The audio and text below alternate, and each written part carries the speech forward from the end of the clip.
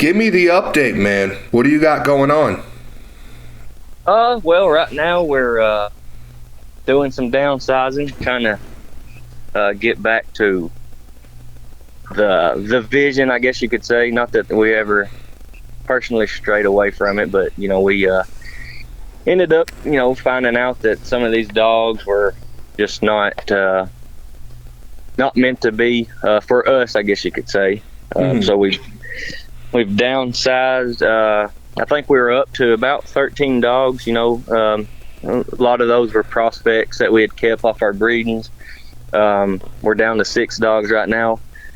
I'm going to try to downsize a couple more. Don't have any farm animals. I know the last time we talked, we had a couple of pigs and some chickens and things like that. But since the last interview, we ended up getting goats. We ended up having about 20 goats. I know one of the things that was one of my goals the last time we spoke was to work some dogs with some goats and see if they could actually prove themselves to be livestock guardian dogs, and I was able to do that with 2 dogs.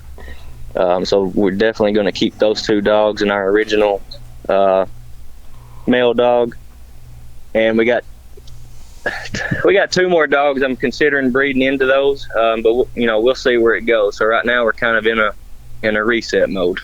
I gotcha. So who do you have left on the yard right now? I got Nealon, which is our black and white male dog that we originally started with. I have Teleco, which is out of Nealon and a dog named Summit that we used to have. And then I have Iris, which is also a production of Nealon, but her mother was Monroe. I've got them 3 dogs, and then I have a female that I bought off of Alan Scott. She's a young dog, and then I still have the male that I bought off of Don Matthews. So that's what we have right now, and I do have another female that we kept off of the same breeding as Teleco, which was Nealon and Summit, but we are in the process of rehoming her. So here shortly we'll be down to 5 dogs. Okay, so that's becoming like your that's either your comfort number, or do you plan on like rebuilding from those 5 dogs? I think I want to stay around 5 dogs. So if I do a breeding to a dog that's not a production of mine, I'll be looking to keep pups off of that breeding or a pup. And once I determine whether or not that pup's going to be what we're looking for, if it is, then we'll be looking to rehome those last couple of dogs after they're bred. I have some homes lined up for them. Those people know what's going on, but I found it to be very hard to have 10, 12 dogs and put the time in with them to test them and prove them to be what we're looking for. So like you said, comfort zone, that's perfect, because I feel like I really want to have dogs that are bred and produced to be something and be useful. Right. I think probably a handful of those dogs is about as much as I'm going to be able to handle. So breedings will be once we establish the handful of dogs that we're going to keep, breedings will be very few and far between.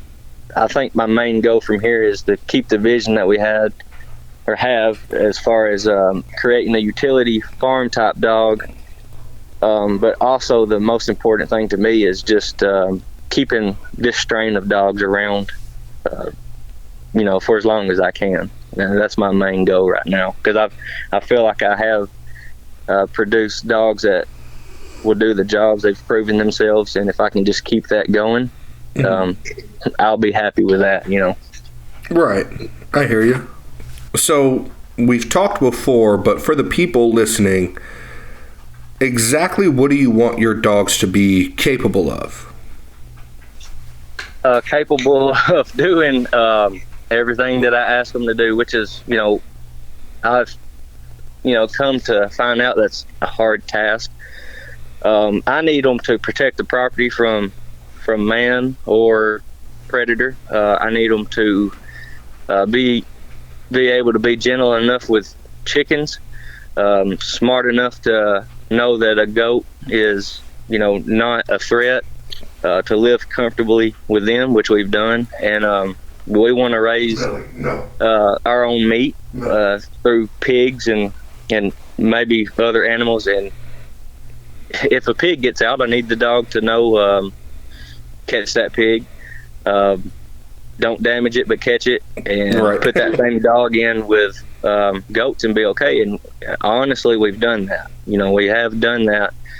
But like I said, we're kind of in a reset mode right now with nothing but bulldogs on the property. Once we downsize, we're going to start to, maybe in the springtime, build back up our farm animals at a very small degree compared to what I was focused on figuring out ways to make money on the land, and I just got in a little over my head too quick. I think at one time we had, counting dogs, and had a couple of litters of puppies all at once, and all the farm animals, we was taking care of between 80 and 100 animals. So it got pretty tough there at times. I hear you. Explain to the people the true history of the American Bulldog as far as you know. Well, all right, I can give you what I've gathered and put together. So what I mean by that is I've talked to a lot of people that's been around these dogs for a long time, including Alan and Don. They was gracious enough to take my phone calls and text messages, and I think I've talked to him for, I think the first time I went and visited Alan and bought the dog, I talked to him for 2.5 hours, same way with Don. And I've talked to other people. Bruce Huffmaster is another guy out of Florida that runs a kennel that's done a lot of great work. He might not be a household name, but he's been in these dogs just as long as those two. And, there's a lot of people that's not big name breeders, I guess you could say, that are in all the pockets and deep corners of America that knows about these dogs. So what I've done is I've gathered and asked all these people questions and came up with my own theory on things. So I want to put that out there. These are my theories, but I would say I try to back them up with facts and proof. Every story that you read says American Bulldogs have been around for hundreds of years. I quit believing that when I started diving a little bit deeper. So after World War II, Mr. Johnson, John D. Johnson, decided that the dogs that he knew as the old Southern Whites and the White English, just the old Southern Bulldogs, were, going extinct. So he decided he wanted to revive the breed. I don't think they revived the breed for multiple reasons, but two main reasons. If I was going to revive a breed, or anybody that I know that was going to revive a breed, if we succeeded in doing that, I don't believe there would be a name change. So these dogs were referred to as Old Southern Whites, White English Bulldogs. Why they changed the name, I don't know. Those dogs were predominantly white dogs. Mm-hmm. One of the foundation studs of this breed, if that's what you want to call the American Bulldog, Mac the Masher, he was brindle. So that's my second reasoning behind it. Number one, they changed the name. Number two, they used a dog that don't fit the phenotype or the color standard of all the stories. Mm-hmm. So I'll say they started these, the name didn't take hold till 1978. They was originally registered with the National Kennel Club as American Pit Bulldogs. Of course, you can see where the confusion can be with American Pit Bull Terrier and American Pit Bulldog. So they dropped the word pit from it and started calling them just American Bulldogs. That didn't happen until 1978. But I do believe these dogs were starting to be created in the early 60s, is what I would say. Late 50s, early 60s at the earliest is what I say.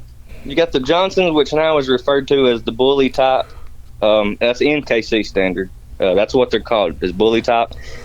For the Johnson, for the Scott type, they refer to them as standard type. The reason there's a difference is because the two men had different visions, is what I say. If you look back at dogs that they started out using, like Tiny or Dick the Bruiser, which was his registered name, he looks more along the lines of the dogs that you see today. I'm not saying he looks like the dogs you see today. He looks more like the dogs you see today. Right. And then you have Mr. Johnson saying he's had dogs with 34-inch collars. And then you talk to Alan, and he says, well, back in the 60s, early 70s, a big dog was 75 pounds. So a 75-pound dog don't wear a 34-inch collar. So there was just different visions. One thing that I feel like separated them for sure is in 1973, there was a dog, an AKC registered English Bulldog named West Champs High Hopes out of Massachusetts. David Levitt was using that dog to recreate the old English Bulldog. I'm not real familiar with it. I know from what I gather and read from it is when he set out to do what he done, he wanted to recreate the closest thing to the original Bulldog from England. And then I think he ran into an issue like the American Bulldog has ran into, where you have people, for whatever reason, want to breed dogs that are larger, thicker, shorter muzzled, and they get out of being capable of working. And so I think, and I'm I'm the wrong person to be asking about the old English Bulldog, but that's just You've read enough. I think they ran into a situation like that, and he said, look here, if I've done some hard work putting this dog together and y'all are ruining it, so I'm gonna put my name on the dogs I believe in, and y'all can have that other. So that's what I understand happened and believe happened. Because he wanted a working type. Yeah, that's what he was aiming for, and a dog that was still athletic, that resembled the paintings and the pictures, and but other people took it a different direction. I want to share this story with you, and I want this to be on record. Had a neighbor of mine that was going camping.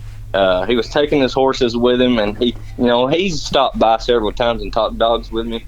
And he had an old English Bulldog. And he said, do you got an extra kennel to keep it over the weekend for me? I said, yeah, I got an extra kennel. It was a couple years ago, 4th of July weekend. So usually that's a pretty hot time for us in this area. I kept him outside. The dog could not just sit in a kennel in the shade on the July the 4th weekend in Tennessee. I had to go out there every half hour with a water hose and spray him down so he didn't overheat and die. And that's what I wish people that took it that direction would understand. That's why people are against it. That's ridiculous to have a dog that can't sit outside in the shade on a 95-degree day and just sit there and live. He couldn't do it. He had to be hosed down several times. Holy shit, man. Yeah, it was crazy. I'm not used to that kind of stuff. I've never had any kind of dogs like that. They can sit out there in the heat, no problem. They'll run all day in it. Even my black ones will. My main working dog and best performing dog is a black dog. He will run all day long in the sun. It's 365 days a year. It don't matter how cold or how hot it gets. He'll run all day. That's a dog. Yeah, this is no joke. When I first had pigs, or got a few pigs, I went down there and took him down there to him to let him know they was there. For the first 2 days, so the first 48 hours that he knew pigs was on the property, I seen him on and off for 32 hours running around that pig pen. He never stopped. He only stopped to sleep. If he stopped, he never stopped moving. If he stopped running, he would go to a slow trot. He ran for 32 out of 48 hours. I watched him do it. It was on the weekend. Do you think the American Bulldog is a straight import from England? No, absolutely not. I don't think any dog that we have in America today is that. You can't tell me that we've been here for, these dogs have been around in America for 200 plus years without somebody along the lines crossing something in. Do you think that the American Bulldog had input from the American Pit Bull Terrier that was... Yeah, absolutely. That's why I'm going to jump around here for a minute. Do your thing. Move me back on course, because I still want to talk about that AKC English Bulldog too. When everybody jumps my case about these black Bulldogs, it's not, they knowingly crossed American Pit Bull Terrier to get that black Bulldog. Two reasons I don't get upset about it. Number one, I wasn't there when it happened. I was 7 years old when it happened, so I had no say-so in it. The other thing is the question you just asked. I think the American Bulldog, in some form or fashion, maybe less than I believe, maybe a lot more than I believe, the American Pit Bull Terrier is in the American Bulldog. It's an offshoot. The American Bulldog is possibly an offshoot of the American Pit Bull Terrier to me. If you go look at Colby's Pinscher, there's pictures from him from 1896. You look at that dog, I see modern day American Bulldog. I say modern day American Bulldogs because the dogs that we have today in front of us that are labeled as American Bulldogs, I look at Colby's Pinscher and see that. Then I look at Maurice Carver's dog, Stompanato. I don't know the time frame of that dog, maybe the 60s or 70s. I look at that dog and see a modern day American Bulldog. So one or two things happen. Those dogs have Bulldog in them as far as like American Bulldog goes. The Pit Bull is a Bulldog, but when I say that, I say either those dogs have American Bulldog in them or American Bulldogs have those dogs in them. Pit Bulls have been around a lot longer, so I'm going to go with American Bulldog has Pit Bull in them. I see dogs on people's yard today that still have the build and structure of what I would call an American Bulldog. Not saying their dogs are not Pit Bulls. There's different types of phenotypes in the Pit Bulls and the American Bulldogs because they're a working breed. Now, I've asked Alan this question myself, talking about Maurice Carver. I asked him. He knows Maurice Carver. When I was on Don's yard, Don told me a bunch of stories about Maurice Carver and Floyd Boudreaux and some other the Crenshaw guy. I can't remember if it's Ed or James, the guy that bred Jeep. They know these guys, so I don't think it's a coincidence that they know each other. But what I was going to say is, I got some old magazines, and I've asked Alan about the Carver situation. I asked him if he thought Maurice Carver ever added any dog that they would have considered American Bulldog in his line for size, and he told me, not that I know of. The reason I say that is because if you go look in some of these dogs' pedigrees, you'll see a dog by the name of Woods Oso Negro. That's a dog owned by Maurice Carver that's in these American Bulldog pedigrees that's labeled as an American Pit Bull Terrier. You have Alan being questioned in an interview by Casey Couturier and him saying, oh, no, I never added Pit Bull. But when he gets asked about that dog, he says, well, that goes back into the Carver stuff.